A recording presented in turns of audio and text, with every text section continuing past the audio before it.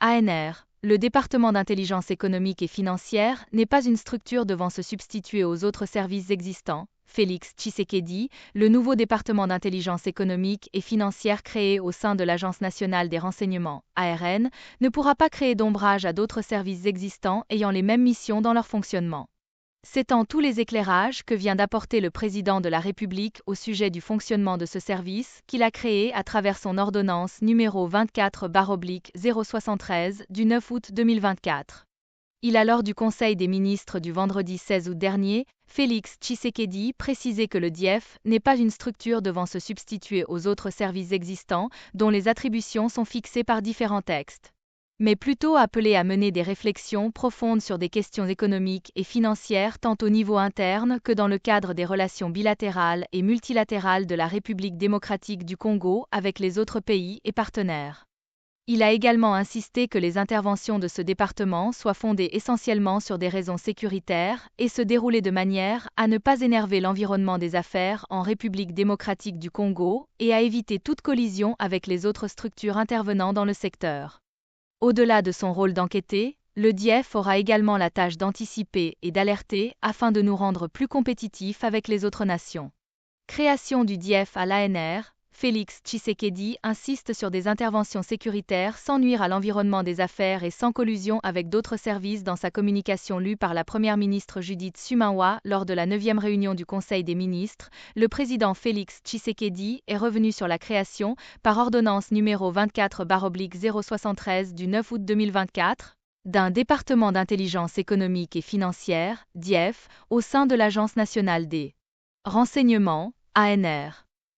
Cette décision, a-t-il précisé, est motivée par l'impérieuse nécessité de faire participer activement ce service d'intelligence aux efforts stratégiques pour la croissance économique et le développement intégral de la République démocratique du Congo.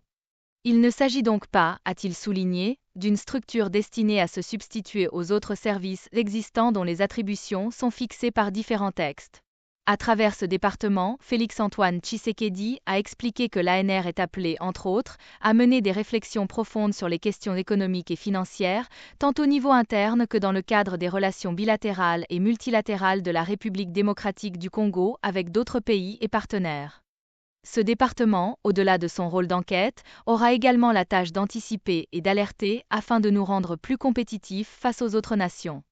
Le président de la République a insisté pour que les interventions de ce département soient fondées essentiellement sur des raisons sécuritaires et qu'elles se déroulent de manière à ne pas perturber l'environnement des affaires en République démocratique du Congo, en évitant toute collusion avec les autres services intervenant dans ce secteur, rapporte le compte-rendu de la réunion tenue vendredi 16 août 2024, sous la direction de la première ministre Judith Suminwa Tuluka.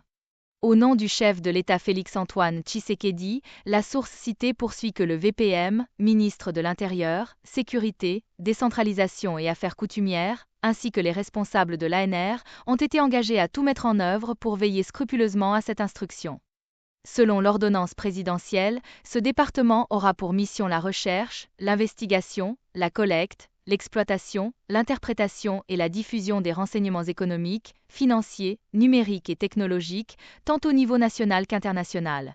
Il sera également chargé de la surveillance des secteurs stratégiques tels que l'énergie, les télécommunications, les nouvelles technologies de l'information et le cyberespace, ainsi que du contrôle de la gestion des deniers publics.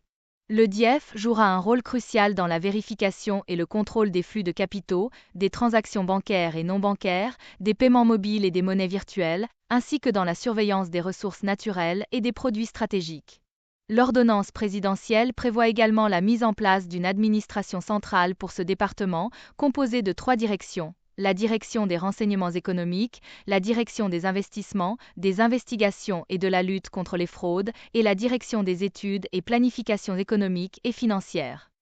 Dans le cadre de cette restructuration, plusieurs nominations ont été annoncées. Monsieur Kabuya Mulimba Alex a été nommé administrateur principal, chef du département d'intelligence économique et financière, DIEF.